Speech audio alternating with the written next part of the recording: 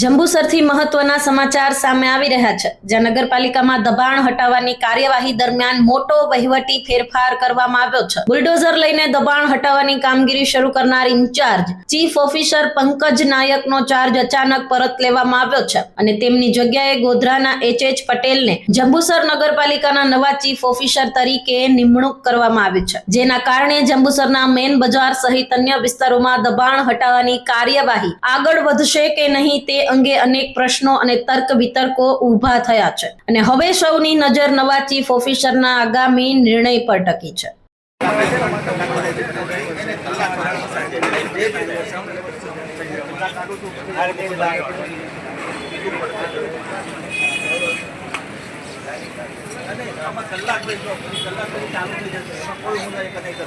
આવી જ અપડેટ્સ માટે જોતા રહો TV17 ગુજરાતી, તમારી સાથે તમારી માટે।